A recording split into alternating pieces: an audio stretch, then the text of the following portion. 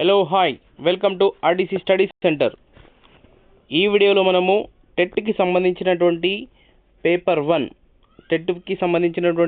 1 Telugu medium paper. ఇది 9th జనవరి 2026 shift 1లో conduct చేసినటువంటి TET question paper ఇది. దీని యొక్క కీ పేపర్ గురించి మనము డీటెయిల్గా చూద్దాము. అయితే టెట్కి క్వశ్చన్ నెంబర్ 1 నుంచి 150 వరకు టోటల్ మొత్తం 150 క్వశ్చన్స్, 150 మార్క్స్ ఉంటుందండి. చూద్దాం మరి ఏ విధమైన క్వశ్చన్స్ మనకు అడిగారు సబ్జెక్ట్ వైజ్ చూద్దాము. అయితే ఫస్ట్ వచ్చేసి మనకు సైకాలజీ ఉంటుందండి. చూడండి, CDP child development and pedagogy. ఈ సైకాలజీ వచ్చేసి మనకు 30 మార్క్స్ ఉంటుందండి. ఎంత? క్వశ్చన్ నెంబర్ 1 నుంచి 30 క్వశ్చన్స్, 30 మార్క్స్. 30 questions, 30 marks. చూద్దాం ఒక్కొక్క క్వశ్చన్కి ఏ విధమైన ఆన్సర్స్ మనం రాయాల్సి వస్తుంది అనేది. సో క్వశ్చన్ నెంబర్ 1 స్క్రీన్ పైన కనిపిస్తుంది. క్వశ్చన్ నెంబర్ 1 వచ్చేసి పెరుగుదల మరియు వికాసాలకు సంబంధించిన సరికాని స్టేట్మెంట్లను గుర్తించండి. అయితే ఏమన్నారు? పెరుగుదల మరియు వికాసాలకు సంబంధించిన సరికాని స్టేట్మెంట్ను గుర్తించడం అంటే రాంగ్ స్టేట్మెంట్ ఏంటిదో అడుగుతున్నాను అనమాట. ఓకే, చూద్దాం మరి. ఆప్షన్స్ ఈ విధంగా మనకు స్క్రీన్ పైన కనిపిస్తుంది. Option ABCD 4 ఇచ్చారన్నమాట. ఫస్ట్ వన్ చూడండి. పెరుగుదల మరియు వికాసం రెండు గర్భధారణ సమయంలో ప్రారంభం అవుతుంది. ఓకే, ఇది కరెక్టే. పెరుగుదల మరియు వికాసం రెండు ప్రక్రియలే, ఇది కూడా కరెక్టే. పెరుగుదల మరియు వికాసం రెండు శారీరక, మానసిక, సామాజిక, భావోద్వేగ మరియు నైతిక అంశాలలో మార్పులను సూచిస్తాయి, ఇది కూడా కరెక్టే. పెరుగుదల జన్యుపరమైన కారకాల వల్ల వచ్చే మార్పులను మరియు వికాసం పరిసరం వల్ల వచ్చే మార్పులను సూచిస్తుంది, ఇది రాంగ్. కాబట్టి మన ఆన్సర్ వచ్చేసి 4th వన్ కరెక్ట్ ఆన్సర్ అవుతుంది. ఎందుకంటే ఇది సరికానిది అడిగారు కాబట్టి రాంగ్ స్టేట్మెంట్, ఇదే correct answer, 4th answer. Okay, wrong statement అడిగారు. First one, second one, third one 3 కరెక్టే, ఇది రాంగ్. కాబట్టి మన ఆన్సర్ 4 అవుతుందండి. Okay, next question number 2 screen పైన కనిపిస్తుంది. క్వశ్చన్ నెంబర్ 2 స్క్రీన్ పైన కనిపిస్తుంది చూడండి.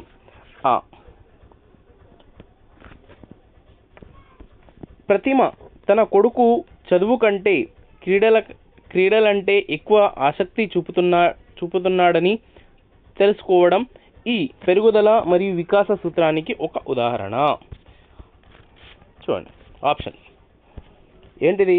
వికాసం ఒక ఖచ్చితమైన నమూనాలను అవలంబిస్తుందనే సూత్రం, ఏకీకరణ సూత్రం, పరస్పర సంబంధ సూత్రం, వైయక్తిక భేదాల సూత్రం. ఆన్సర్ ఏమవుతుంది మరి? వైయక్తిక భేదాల సూత్రం కరెక్ట్ ఆన్సర్ అవుతుంది. Principle of individual differences. Third question. Next question, third question చూడండి. ఈ కింది వాటిలో పరస్పర సంబంధం లేకుండా విడిగా వికసించగల మానసిక సామర్థ్యాలను గుర్తించండి. ఊహ, జ్ఞాపక శక్తి, ప్రజ్ఞ, సమస్య పరిష్కారం. అయితే choose the correct answer. Option ABCD ఇచ్చారు కదా, ఇందులోకించి ఏది కరెక్టో సరైన సమాధానాన్ని ఎంచుకోండి అన్నారు. ఓకే, చూద్దాం.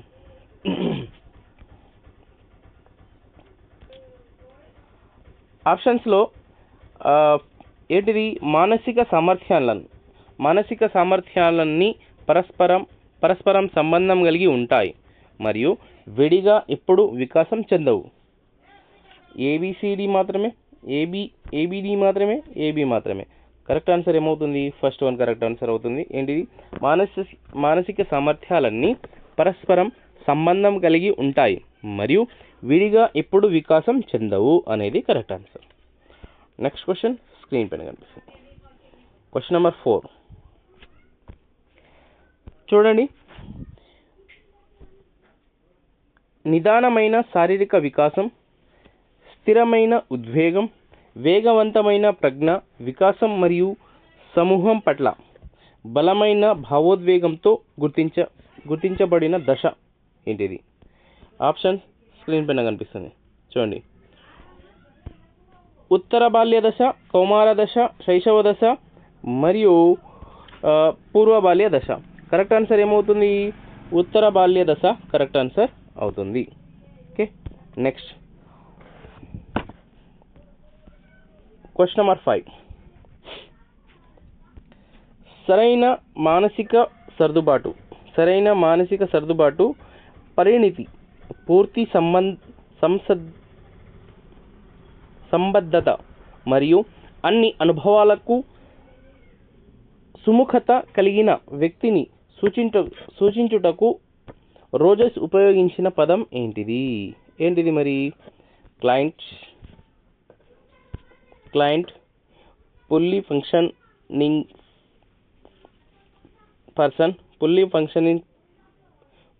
Functioning person, matured order, full fledged orders. Answer ఏమవుతుంది? Fully functioning person correct answer అవుతుంది. నెక్స్ట్ క్వశ్చన్ నెంబర్ 6 స్క్రీన్ పైన కనిపిస్తుంది. క్రింది వాటిలో ఒక డిఫరెన్షియల్ అప్టిట్యూడ్ టెస్ట్ DAT అంటే డిఫరెన్షియల్ అప్టిట్యూడ్ టెస్ట్ లో భాగం కాదు, ఏది కాదు అనేది అడుగుతున్నాడు. ఏంది మరి? శాబ్దిక వివేచనం, ఆర్ట్ జడ్జిమెంట్, సంఖ్యాత్మక సామర్థ్యం, ప్రాదేశిక సంబంధాలు. ఆన్సర్ ఏమవుతుంది? మీ ఆర్ట్స్ జడ్జిమెంట్ కరెక్ట్ ఆన్సర్ అవుతుంది. Next question number 7. ఏంటిది ఇక్కడ? ఒక ఉపాధ్యాయురాలు తమ విద్యార్థులను 4 రోజుల పర్యటనకు తీసుకెళ్లడానికి యాజమాన్యం ఆమోదం చేసుకున్నానని, కాబట్టి వారందరూ సమయం మరియు డబ్బు రెండూ ఉత్తమంగా ఉపయోగించబడేలా ఏ ప్రదేశానికి వెళ్ళడం ఉత్తమమో నిర్ణయించుకోవాలని చెప్పింది. విద్యార్థులకు ఇచ్చిన కృత్యం దేనికి సంబంధించినది? సృజనాత్మకత, భిన్న ఆలోచన, సమైక్య ఆలోచన మరియు అమూర్త ఆలోచన. ఆన్సర్ ఏమవుతుంది మరి? సమైక్య ఆలోచన, convergent thinking. Next question number 8. Statement A and statement B ఈ విధమైనటువంటి క్వశ్చన్స్ చూద్దాము. సో అసెషన్ రీజన్ అంటారు చూడండి. సో స్టేట్మెంట్ ఏ, రెండు స్టేట్మెంట్లను చదవండి. ఈ క్రింది 2 స్టేట్మెంట్లను చదువు సరైన ఆన్సర్ రాయమన్నాడు అనమాట. ఓకే, స్టేట్మెంట్ ఏమంటుంది? మూర్తిమత్వం యొక్క ముఖ్యమైన లక్షణాలలో ఒకటి, మనలో ప్రతి ఒక్కరూ ఒక ప్రత్యేకమైన వ్యక్తి. నెక్స్ట్ స్టేట్మెంట్ బి, మూర్తిమత్వ లక్షణాలు మరియు గుణాల పరంగా మనలో ఎవరికీ ఇతరులతో పోలికైనదేది ఉండదు. సరైన సమాధానాన్ని ఎంచుకోండి అన్నాడు. ఏమన్నారు ఇక్కడ? ఏ మరియు బి 2 స్టేట్మెంట్లు సరైనవి, బి మాత్రమే, ఏ మాత్రమే సరైనది మరియు ఏబి 2 స్టేట్మెంట్లు సరికావు. ఆన్సర్ ఏమవుతుంది మరి? ఏ మాత్రమే కరెక్ట్ ఆన్సర్ అవుతుంది. ఏ మాత్రమే ఏంటిది మరి? ఇక్కడ స్టేట్మెంట్ ఏ మాత్రమే కరెక్ట్. ఏంటిది ఇక్కడ? స్టేట్మెంట్ ఏ, మూర్తిమత్వం యొక్క ముఖ్యమైన లక్షణాలలో ఒకటి, మనలో ప్రతి ఒక్కరూ ప్రత్యేకమైన వ్యక్తి అంటే డిఫరెంట్గా, ఇండివిజువల్గా అందరూ ఉంటారు అనేది. Next question number 9. అన్వేష్ స్నేహితులు ఒక విహారయాత్రకు ప్లాన్ చేసి అతన్ని కూడా రమ్మని ఆహ్వానించారు. అన్వేష్కు రోజువారీ రొటీన్ నుండి బయటపడడానికి వెళ్ళాలనుకున్నా కానీ అదే సమయంలో అతను వేరొక పని కోసం ప్లాన్ చేసుకున్న తన పొదుపును ఖర్చు చేయాలనుకోవడం లేదు. అన్వేష్ ఎదుర్కొనే సంఘర్షణ రకం ఏంటిది? ఉపగమ పరిహార, పరిహార, డబుల్ ఉపగమ. ఆన్సర్ ఏమవుతుంది మరి? ఉపగమ పరిహారం. ఈ క్వశ్చన్స్ చాలా ఇంపార్టెంట్ అండి. ఇది ఈ విధమైనటువంటి క్వశ్చన్ 2024లో కూడా అడిగారు, 2025లో కూడా అడగడం జరిగింది. 2025 షిఫ్ట్ 1 పేపర్ 1లో కూడా ఈ క్వశ్చన్ అడగడం జరిగింది. కాబట్టి ఇలాంటి క్వశ్చన్స్ని మనం చాలా జాగ్రత్తగా చదువుకోవాలి, అర్థం చేసుకోవాలి. కావాలంటే స్క్రీన్ షాట్ తీసుకోండి. ఈ విధమైన క్వశ్చన్ ఖచ్చితంగా ఉంటుంది. మీరు గూగుల్ సెర్చ్ చేస్తారా, ఎక్కడ సెర్చ్ చేస్తారా చూసుకోండి.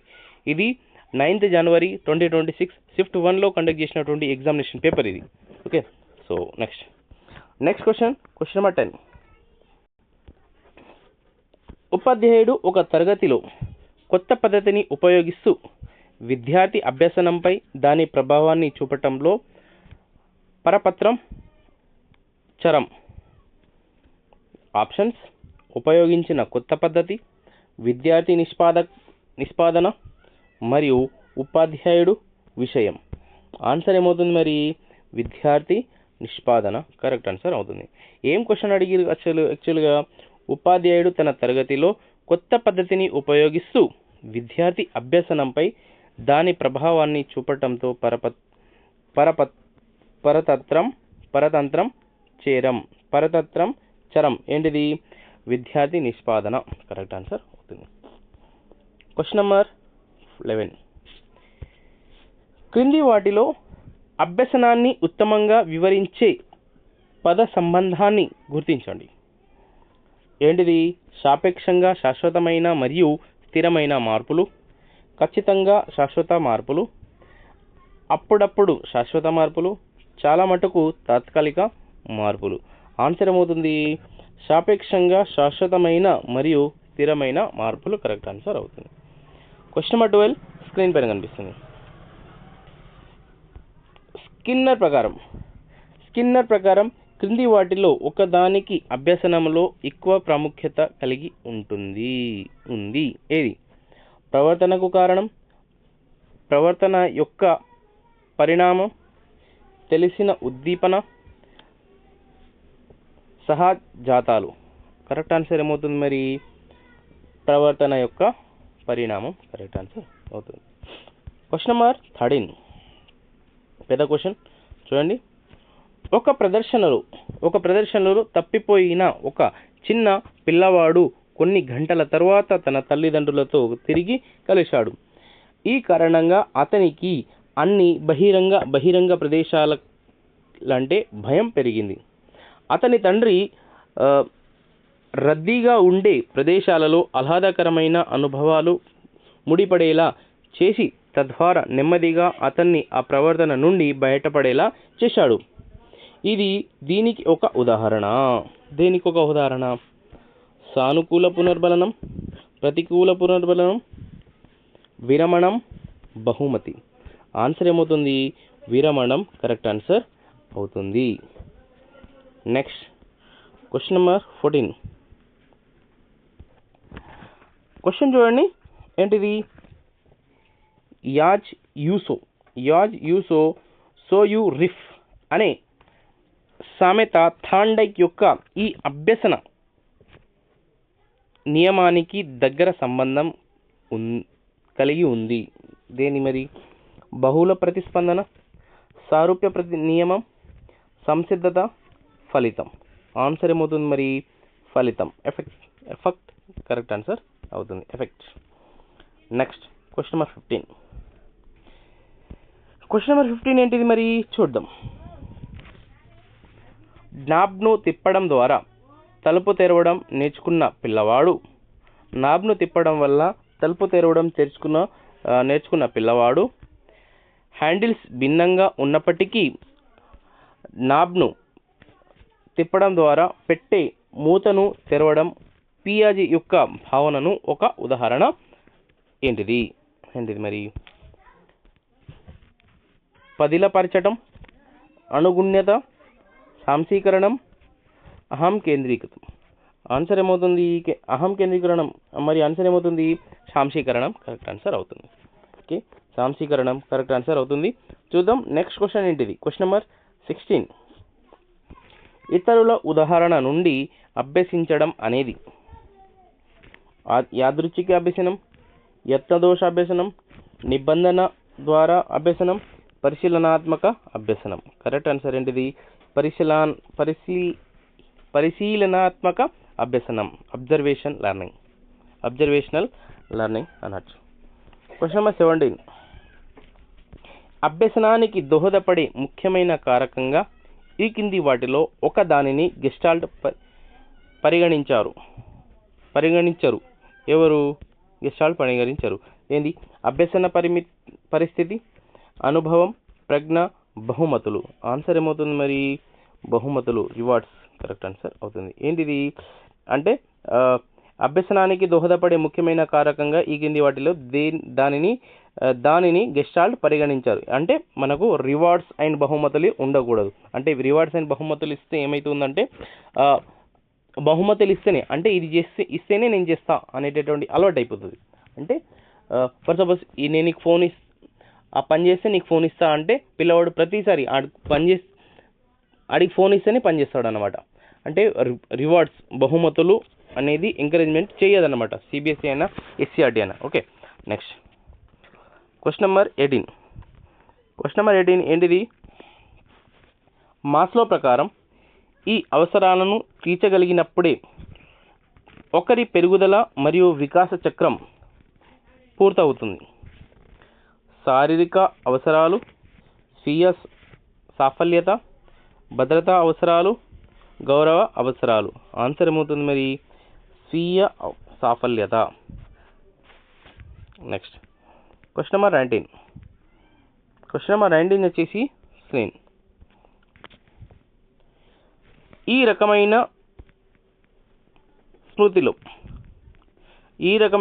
స్మృతిలో కొత్త వాటిని నేర్చుటకు పాత ముద్రలను తుడిచివేస్తారు. ఏంటిది? సైంటిక్ స్మృతి, దీర్ఘకాలిక స్మృతి, స్వల్పకాలిక స్మృతి, ఎపిసోడిక్ స్మృతి. ఆన్సర్ ఏమవుతుంది? స్వల్పకాలిక స్మృతి కరెక్ట్ ఆన్సర్ అవుతుంది. నెక్స్ట్ స్మృతి అంటే మెమరీ, స్మృతి. నెక్స్ట్ అభ్యసన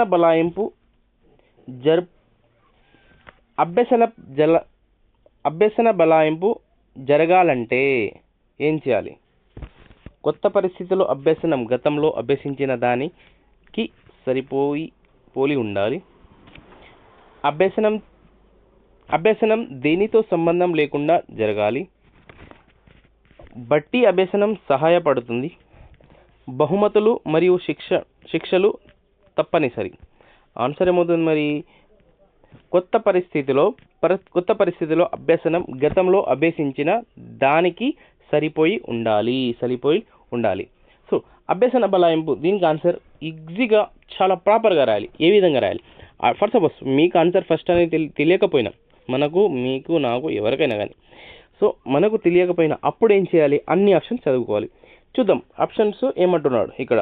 బట్టి అభ్యసనం సహాయం పడుతుంది. బట్టి అంటేనే రోట్ లెర్నింగ్ కదా. అంటే రోట్ లెర్నింగ్ అనేది మొత్తానికి బ్యాన్ చేయడం జరిగింది అన్నమాట. అంటే రోట్ లెర్నింగ్ అనేది మనం చదువుకున్నప్పుడు జరిగింది, కానీ ఇప్పుడైతే అలాంటివి లేదు. కాబట్టి ఆప్షన్ 3 కొట్టేసుడు. బహుమతులు మరియు శిక్షలు తప్పనిసరి. అంటే ఈ మధ్యలో ఫ్యాషన్ అయిపోయింది, మనం పిల్లలకి కొట్టకూడదు, తిట్టకూడదు, ప్రతిదీ యాక్ట్స్ వాళ్ళకి తెలుస్తుందన్నమాట. కాబట్టి ఇంతకుముందు క్వశ్చన్ వచ్చినప్పుడు అప్పుడు నేను బహుమతులు ఇవ్వద్దని చెప్పిన. బహుమతులు ఇవ్వడం కూడా తప్పే, శిక్షలు తప్పనిసరి అంటే వాళ్ళకి శిక్షించడం కూడా తప్పే. కాబట్టి ఆప్షన్ 3 and 4 రెండు రాంగ్. ఓకే, అభ్యసనంపై దేనితో సంబంధం లేకుండా జరగాలి.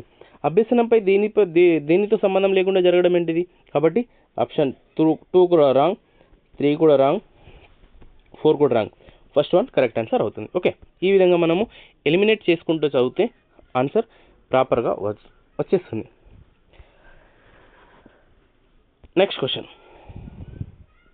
మొత్తం పాఠశాల సమ్మిళిత విధానంలో క్రింది వానిలో ఎవరు సమ్మిళితను అందరికీ సాధ్యమయ్యేది మరియు ప్రయోజనకరమైనది అని నమ్మాలి? ఏంటిది మరి? ఏబిసి ఆప్షన్ ఇచ్చారు. ప్రధానోపాధ్యాయుడు, ఉపాధ్యాయులు, బోధనేతర సిబ్బంది. సరైన సమాధానాన్ని ఎంచుకోండి అన్నారు. ఏంటిది మరి? ఏబి మాత్రమే, బీసీ మాత్రమే, బి మాత్రమే, ఏ మాత్రమే. ఆన్సర్ ఏమవుతుంది? ఏబిసి అన్నారు. ఏబిసి ఏంటిది? ప్రధానోపాధ్యాయుడు, ఉపాధ్యాయులు, బోధనేతర సిబ్బంది. Next question number 22.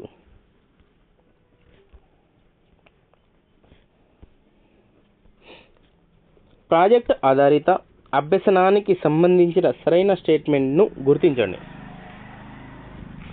సరైన స్టేట్మెంట్ అన్నారన్నమాట. అంటే రాంగ్ కాదు, కరెక్ట్. అంటే 3 రాంగ్ ఉంటాయి, 1 కరెక్ట్ ఉంటుంది. అదేంటో చూసుకోవాలి. చూద్దాం ఇప్పుడు. ఇది పిల్లల దైనందిన జీవితం మరియు అవసరాలకు సంబంధించినది కాదు. ఇది సామాజిక పరిసరములో మనస్ఫూర్తిగా, ఉద్దేశపూర్వకంగా కొనసాగే కృత్యం. దీనిని తరగతి గదిలో మాత్రమే నిర్వహించవచ్చు. ఇది పూర్తిగా ఉపాధ్యాయ కేంద్రీకృత పద్ధతి. ఆన్సర్ ఏమవుతుంది? ఇది సామాజిక పరిసరంలో మనస్ఫూర్తిగా, ఉద్దేశపూర్వకంగా కొనసాగే కృత్యం. ఆప్షన్ 2 కరెక్ట్ ఆన్సర్ అవుతుంది. నెక్స్ట్ క్వశ్చన్ స్క్రీన్ పైన కనిపిస్తుంది. క్వశ్చన్ నెంబర్ 23 చూద్దామండి. క్రింది వాటిలో కృత్యాధార పద్ధతిలో తీసుకోవలసిన ముందు జాగ్రత్త కాని దానిని గుర్తించండి. కానిది అన్నట్టు రాంగ్ స్టేట్మెంట్ అడిగింది అనమాట. రాంగ్ వన్ చూడండి. ఫస్ట్ వన్, కృత్యాన్ని చేపట్టడానికి స్పష్టమైన విధానాన్ని నిర్దేశించడం.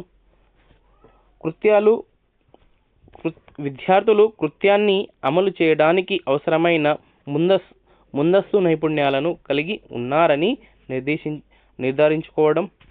కృత్యం సమయంలో అవసరం లేనప్పుడు ఉపాధ్యాయుని జోక్యం. నెక్స్ట్, విద్యార్థులను కృత్యం కోసం ముందస్తుగా సిద్ధం చేయడం. కరెక్ట్ ఆన్సర్ ఏమవుతుంది? కృత్యం సమయంలో అవసరం లేనప్పుడు ఉపాధ్యాయుని జోక్యం చేసుకోకూడదు. Next question number 24. స్క్రీన్ పైన కనిపిస్తుంది చూడండి. ఒక తల్లి తన శిశువును ఆడుకునే చాపపై పడుకోబెట్టి పైనుండి వస్తువులను వేలాడదీసింది. శిశువు కాళ్ళతో తన్నడం ద్వారా వస్తువులతో ఆడుకోవడం ప్రారంభించింది. బ్రూనర్ ప్రకారం శిశువు ఈ వికాస దశకు చెందుతుంది. ఏ వికాస దశ? చూడండి. ఏంటిది? చిత్రప్రతిమ, ప్రతీకాత్మక, క్రియాత్మక మరియు పూర్వ భావనాత్మక. కరెక్ట్ ఆన్సర్ ఏమవుతుంది? క్రియాత్మక కరెక్ట్ ఆన్సర్ అవుతుంది. Next question number 25. స్క్రీన్ పైన కనిపిస్తుంది. ఏంటిది? ఈ పాత్రలో ఒక ఉపాధ్యాయురాలు తన బోధన ప్రభావంపై స్వయంగా పరిశోధన చేస్తుంది. మంత్రణకులు, నిర్వాహకులు, ప్రేరకులు, చింతనాత్మక నిపుణులు. కరెక్ట్ ఆన్సర్ ఏమవుతుంది? చింతనాత్మక నిపుణులు కరెక్ట్ ఆన్సర్ అవుతుంది. క్వశ్చన్ నెంబర్ 26 స్క్రీన్ పైన కనిపిస్తుంది.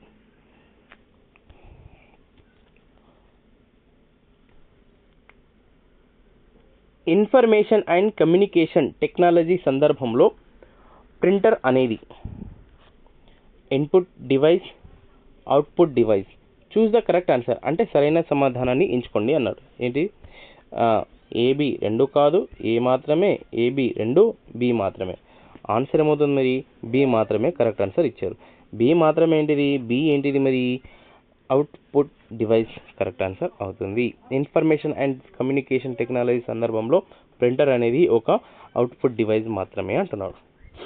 నెక్స్ట్ క్వశ్చన్ నెంబర్ 27 చూడండి. స్క్రీన్ పైన కనిపిస్తుంది. ఇది జతపరచడం వచ్చేసిందండి. క్వశ్చన్ నెంబర్ ఏంటిది? 27. అయితే క్వశ్చన్ నెంబర్ 27 చూడండి. తరగతి గది నిర్వహణ సూత్రాలను ఉపాధ్యాయుడు తరగతి గదిలో ఎలా చూపించవచ్చనే దానితో జతపరచుట చూద్దామండి. అయితే ఈ విధంగా మనకు ఏ మరియు బి ఏ మరియు బి రెండు స్టేట్మెంట్లు ఇచ్చారు. ఓకే, మరియు వీటిని దీంతో మ్యాచింగ్ చేయాలన్నమాట.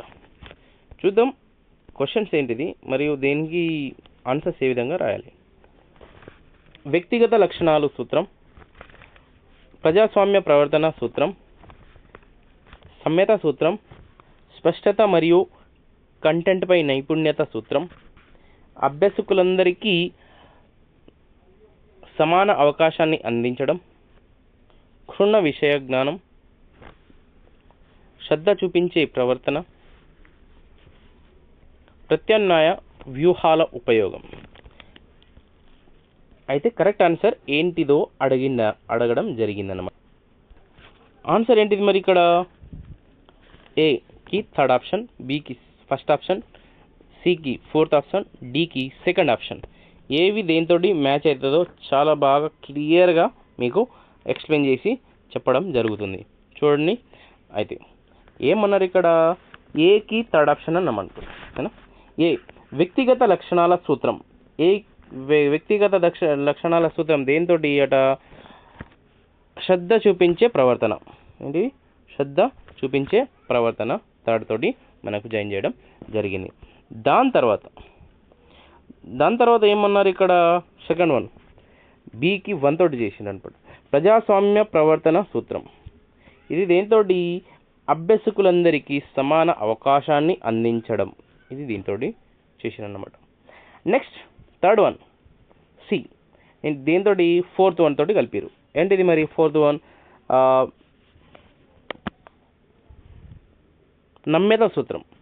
ఏంటి? ప్రత్యామ్నాయ వ్యూహాల ఉపయోగం.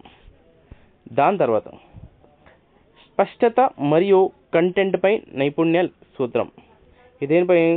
క్షుణ్ణ విషయ జ్ఞానం. ఇది మీరు స్క్రీన్ షాట్ తీసుకుంటారా లేకపోతే రాసుకుంటారా మీ ఇష్టం. కానీ ఇలాంటి క్వశ్చన్స్ తోటి, ఈ విధమైన క్వశ్చన్ తోటి ఇంకా వేరే క్వశ్చన్స్ తయారు చేసేటటువంటి అవకాశం 100% ఉంటుందండి. కాబట్టి ఇలాంటి క్వశ్చన్స్ని మనం ప్రాపర్గా చదువుకొని అర్థం చేసుకుంటే, రాసుకుంటే మనకు ఈ క్వశ్చన్ మనకు అడగకపోవచ్చు. ఇదే క్వశ్చన్ని, ఇదే ఆప్షన్ని తిప్పి ఇంకో క్వశ్చన్గా మార్చేటటువంటి అవకాశం ఉంటుంది. కాబట్టి చూసుకోండి. Okay, next question number 28. Question number 28 screen పైన కనిపిస్తుంది చూడండి. బాల కార్మిక నిషేధం మరియు నియంత్రణ చట్టం 1986 యొక్క షెడ్యూల్ సెక్షన్ 3 కింద లోని పార్ట్ బి ప్రక్రియలు జాబితాలో ఈ కింది వాటిలో ఏది జాబితాలో చేయబడలేదు? దబాలలో ఉపాధి, ఉన్ని శుభ్రపరచటం, తాళాల తయారీ, డిటర్జెంట్ తయారీ. ఆన్సర్ ఏంటి మరి? దాబాలలో ఉపాధి. Employment in dhabas. Next question number 29. ఖర్చు, తీసుకున్న సమయం మరియు అనువర్తన సౌలభ్యానికి సంబంధించిన మూల్యాంకనం లక్షణం ఏంటిది? ఆప్షన్ ఏంటిది? సప్రమాణత, ఆచరణీయత, విశ్వసనీయత, న్యాయబద్ధత. కరెక్ట్ ఆన్సర్ ఆచరణీయత కరెక్ట్ ఆన్సర్ అవుతుంది. Question number 30. పిల్లల ఉచిత మరియు నిర్బంధ విద్య హక్కు చట్టం 2009 పాఠశాలకు నిబంధనలు మరియు ప్రమాణాల షెడ్యూల్ ప్రకారం 6 నుండి 8వ తరగతి ఉన్న పాఠశాలలో పిల్లల నమోదు ఇంతకంటే ఎక్కువ ఉన్న చోట పూర్తి సమయం ప్రధానోపాధ్యాయుడు మరియు కళా విద్య, ఆరోగ్యం మరియు శారీరక విద్య మరియు పని విద్య కోసం పార్ట్ టైం బోధనలను నియమించాలి. ఏంటిది? 100, 90, 60, 75. కరెక్ట్ ఆన్సర్ ఏంటిది? 100 మంది. సో యాక్చువల్లీ ఏంటిది ఇక్కడ క్వశ్చన్ ఏమడిగారు, పిల్లల ఉచిత మరియు నిర్బంధ విద్య హక్కు చట్టం 2009 పాఠశాల నిబంధనలు మరియు ప్రమాణాల షెడ్యూల్ ప్రకారం 6 నుండి 8వ తరగతి ఉన్నటువంటి పాఠశాలలో పిల్లలు నమోదు ఇంతకంటే ఎక్కువ, అంటే ఎంతకంటే ఎక్కువ, 100 కంటే ఎక్కువగా, 100 ఏంటిది 100 కంటే ఎక్కువ ఉన్న చోట పూర్తి సమయం ప్రధానోపాధ్యాయుడు మరియు కళా విద్య, ఆరోగ్యం మరియు శారీరక విద్య మరియు పని విద్య కోసం పార్ట్ టైం బోధనలకు నియమించాలి. ఎంతమంది, 100 మంది కంటే ఎక్కువగా ఉంటాయి. Okay, next. సో ఇదండి మన యొక్క సైకాలజీకి సంబంధించినటువంటి క్వశ్చన్ నెంబర్ 1 నుంచి 30 వరకు ఉన్నటువంటి ఆల్ క్వశ్చన్స్. ఇందులో పెడగాగి 12 మార్క్స్ మరియు సైకాలజీ మొత్తము సిడిపి కలిపి మొత్తం 30 మార్క్స్ అండి. Okay, 18 + 12 30 marks. సో ఇదండి మన యొక్క సైకాలజీ క్వశ్చన్ పేపర్. సో నేను చెప్పినటువంటి వీడియో మీకు నచ్చితే లైక్ చేయండి, సబ్స్క్రైబ్ చేయండి, మరియు ఎవరికైతే వీడియో అవసరం ఉందో వాళ్ళకు షేర్ చేయండి. టెట్ డిఎస్సికి సంబంధించినటువంటి ప్రతి క్వశ్చన్ పేపర్ నేను ఎక్స్ప్లెయిన్ చేశాను. ఎవరికైతే ఈ వీడియో అవసరం ఉంటుందో, ఎవరైతే టెట్ ప్రిపేర్ అవుతున్నారో వాళ్ళ కోసం ఇది సెండ్ చేయండి. వాళ్ళకు thank you so much. Next వీడియోలో కలుద్దాం. నెక్స్ట్